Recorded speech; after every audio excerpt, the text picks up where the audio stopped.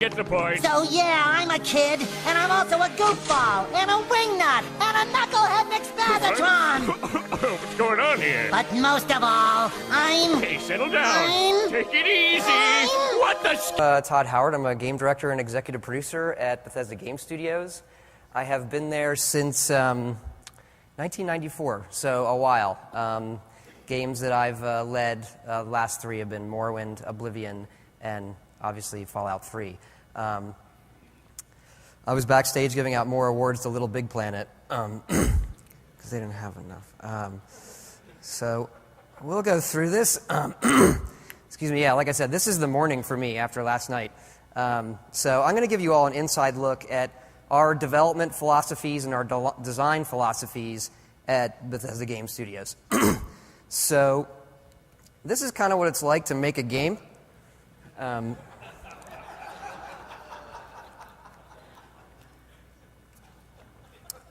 That's you. There's your boss. And, I mean, how many developers do we have in here? Developers? Who's in the publishing side? Who's press? So, you know, this is you making the big leap.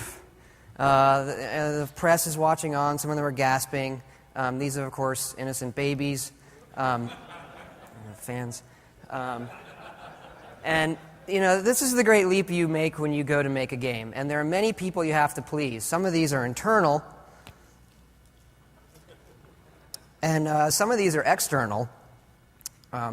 This isn't...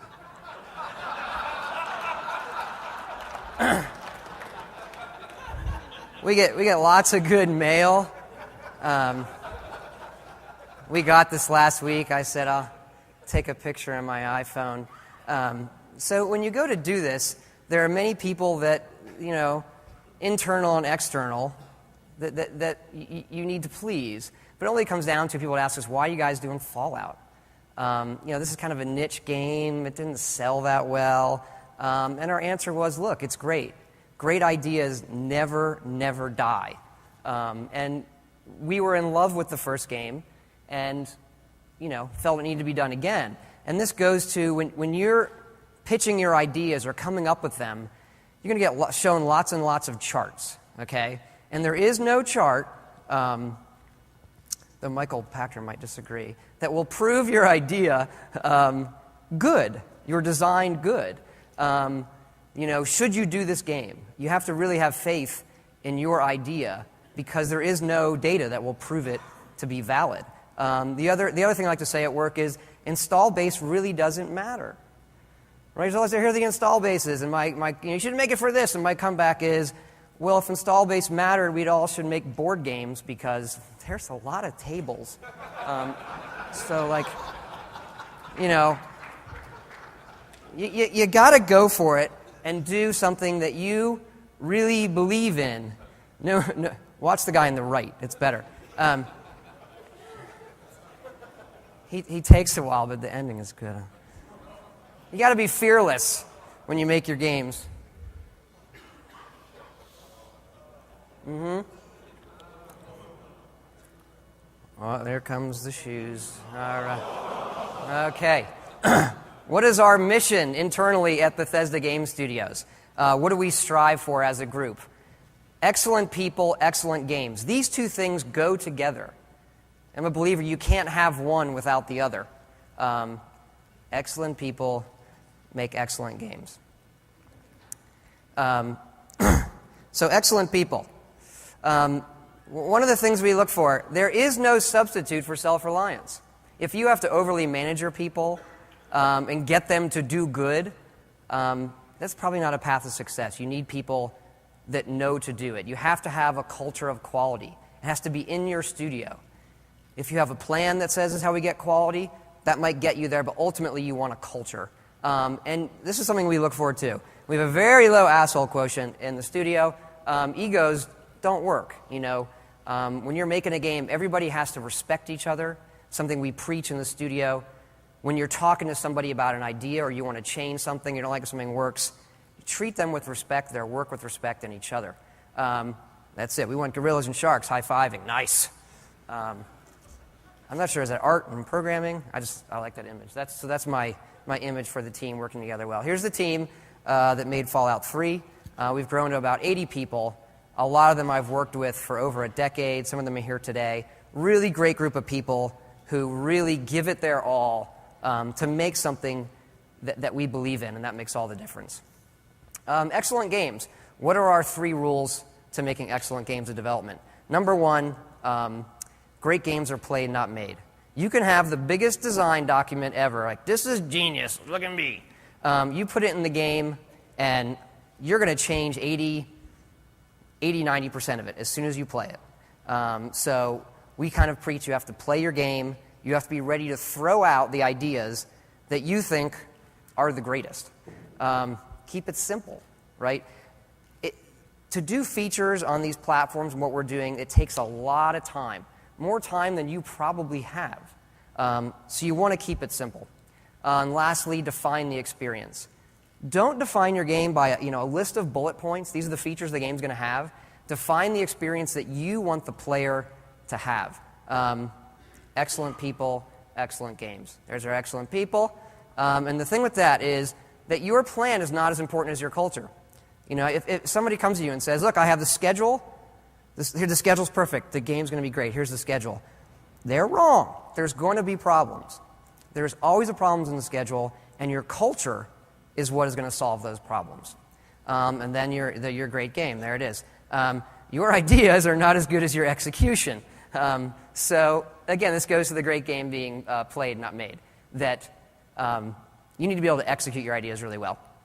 So we're going to step back through those the rules we have. But define the experience.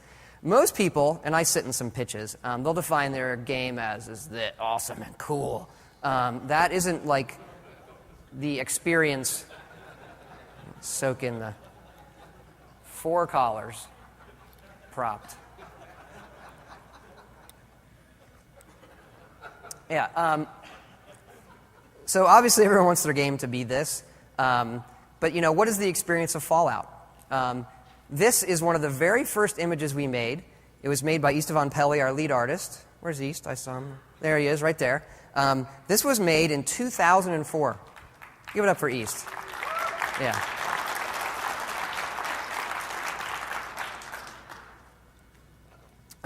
East is very even-keeled. Our artists, does East like that? So I made this to show him when East loves something. We made this when East hates things.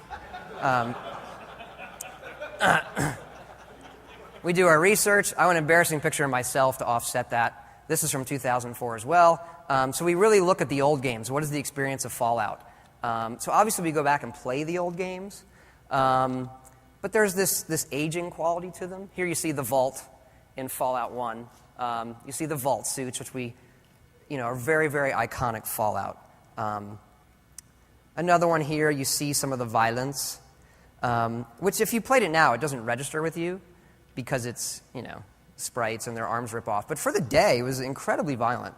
And lastly, the dialogue, how it was handled. One of the very first games to have, 3D animated heads with voice, lip syncing, showing emotions, and this is in 1997. So one of the tricks we do, and you can use this on your franchises, is read old reviews. So we find old reviews. It removes the aging from what people thought of it. The violence and the animation of these games are just crazy and amazing, and the dialogue and the voice acting and all of those things. If you could actually pull up a review of our first Elder Scrolls game, Arena, just, black out a few words, and you cannot tell what Elder Scrolls game that is. You can't tell if it's Daggerfall or Morrowind or Oblivion. And it really, really helps you get down to what is the experience of that game. There's a great chapter I found in the Fallout 1 hint book it's called One Woman's Journey Through the Wasteland. And it's written just from the perspective of somebody doing it. There's no, what's the interface, and really give you a good sense of the world. And what is the experience of Fallout? For us, it was, to make it more real. Obviously, the game is in D.C., and the sense of loneliness. And the wasteland is a character. This work was done by Craig Mullins, who we love.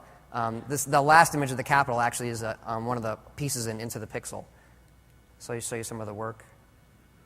And this stuff was done, 4.5, 5 years ago, really as kind of the benchmark for the vibe of the game.